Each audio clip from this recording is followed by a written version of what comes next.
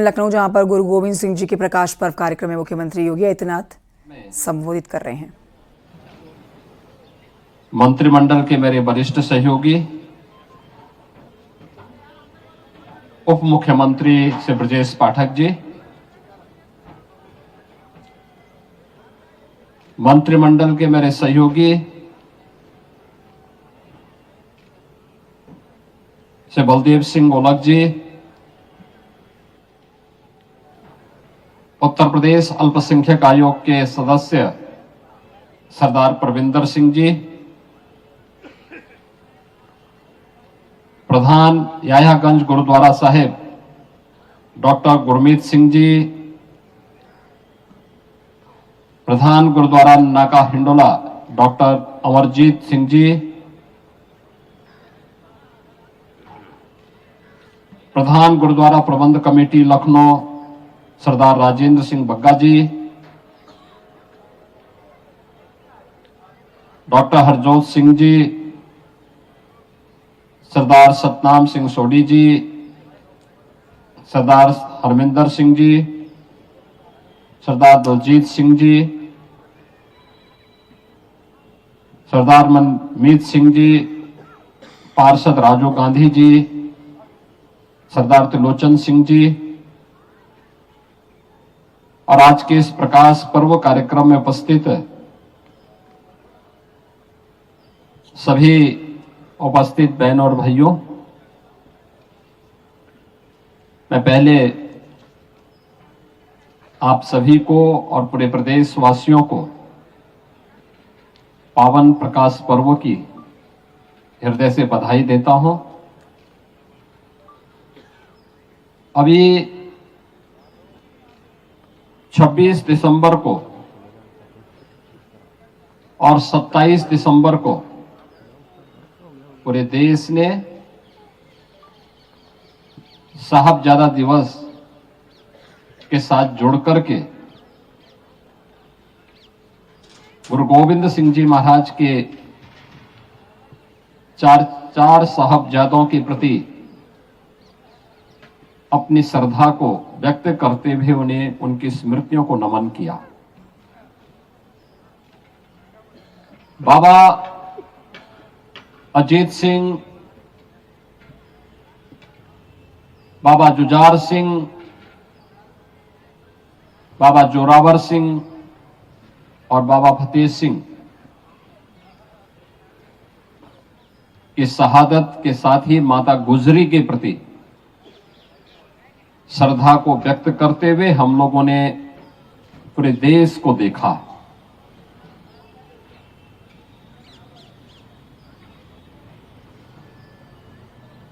ये ठीक ही कहा गया है कि गुरु गोविंद सिंह जी महाराज एक शहीद पिता के पुत्र हैं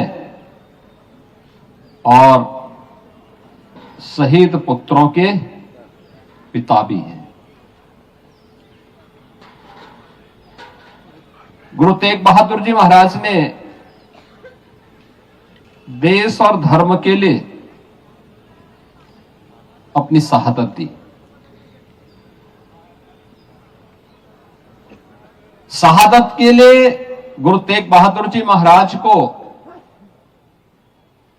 गुरु गोविंद सिंह जी महाराज उस समय प्रेरित कर रहे हैं कि नहीं, देश पे संकट है, धर्म पे संकट है और अगर किसी महान आत्मा का बलिदान होगा तो ये जो विधर्मी आज हमारे देश को, हमारे धर्म को नष्ट करते हुए उतावले दिखाई दे रहे हैं, ये बेनकाब होंगे, देश खड़ा होगा इसके खिलाफ।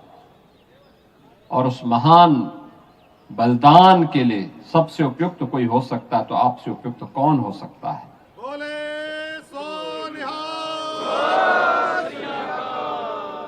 और इसीलिए कहा गया है गुरु तेग बहादुर जी महाराज अपना शीश दिया, लेकिन भारत के शीश को बचा दिया। कश्मीर बच गया। कश्मीर भारत का हिस्सा है, आज भी है।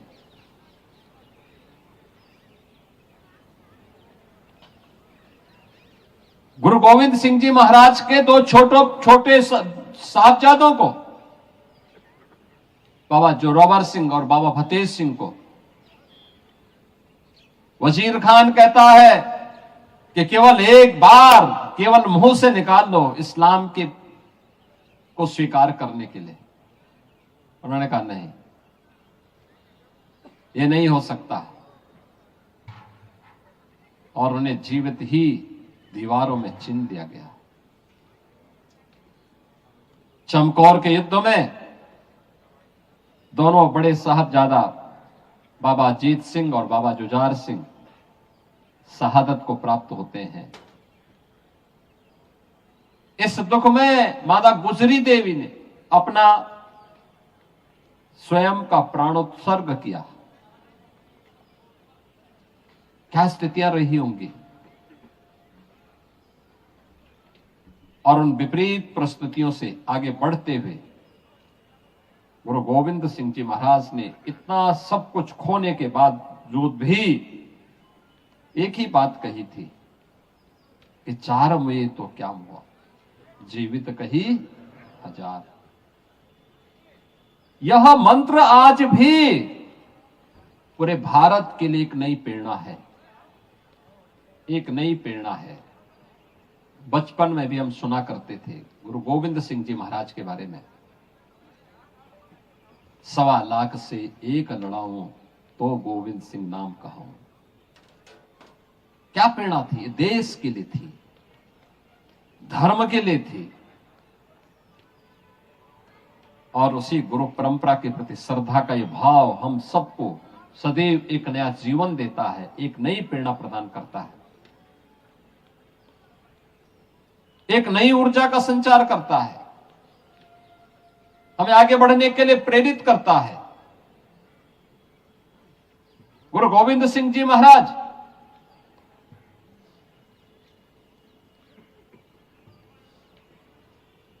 खालसा पंथ की स्थापना जाति भेद को, छुआछूत की भावना को सर्वथा समाप्त करने के उद्देश्य से उन्होंने की थी। इस देश और धर्म को बचाने के लिए की थी। सकल जगत में खालसा पंथ गाजे, जगे धर्म हिंदू सकल भंड भाजे का उद्घोष करके उस समय की विधर्मी ताकतों को उन्होंने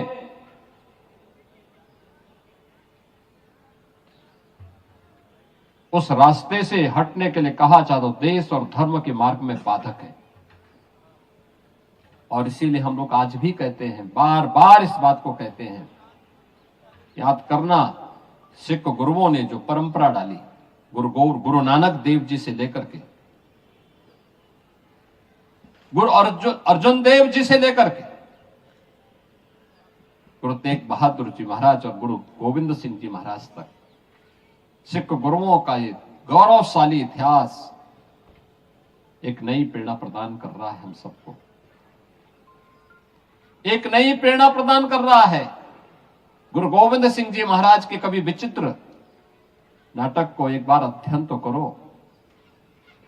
पता लगेगा कैसा दिव्य महापुरुष था, जो अपने पूर्व जन्मों के बारे में भी अवगत करा रहा है, उन सभी स्थितियों के बारे में हम सबको अवगत करा रहा है, जिनको देख करके रोंगटे खड़े होते हैं। आज भी हम लोग बड़ी श्रद्धा के साथ उन भावों को देखते हैं, समझते हैं,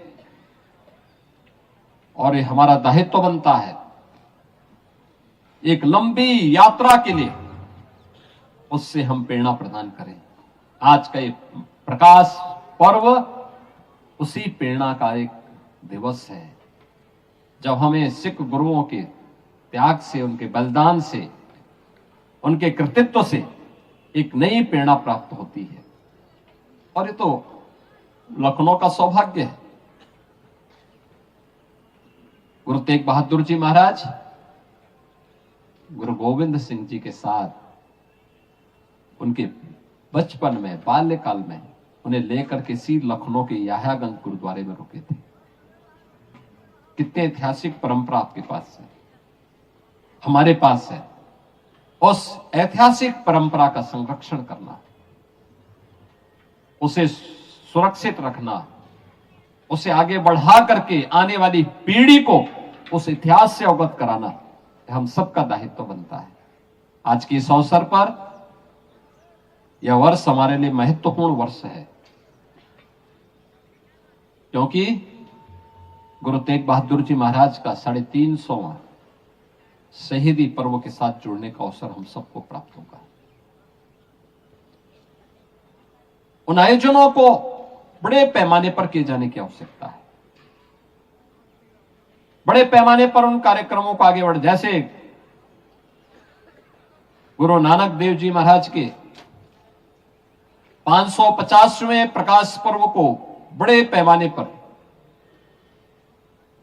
बड़े उत्साह के साथ आयोजित किया गया था। इन आयोजनों को हम उसी रूप में आगे बढ़ाने का काम कर पाएंगे तो आने वाली पीढ़ी पर एक बड़ा उपकार होगा। लोगों को इतिहास के बारे में जानकारी मिलेगी, खालसा पंथ के बारे में, सिख गुरुओं के त्याग और बलिदान के बारे में एक नई प्रेरणा प्राप्त होगी। आज के इस अवसर पर मैं एक बार फिर से पूरे प्रदेश वासियों को, आप सभी लखनऊ वासियों को दशमेश पिता की इस पावन प्रकाश पर्व की हृदय से बधाई देता हूं और विश्वास व्यक्त करता हूं कि सिख गुरुओं का यह बलिदान, उनकी प्रेरणा देश और समाज के लिए उपयोगी बनाने में हम सब अपना योगदान दे पाएंगे। आप सबके प्रति मेरी मंगलमय शुभकामनाएं हैं। बोले सो निहाल, बोले सो निहाल। तो प्रकाश पर्व की बधाई देते हुए उत्तर प्रदेश के मुख्यमंत्री योगी आदित्यनाथ, सिख गुरुओं का गौरवशाली इतिहास रहा है, इस बात का जिक्र उत्तर प्रदेश के मुख्यमंत्री योगी आदित्यनाथ ने किया।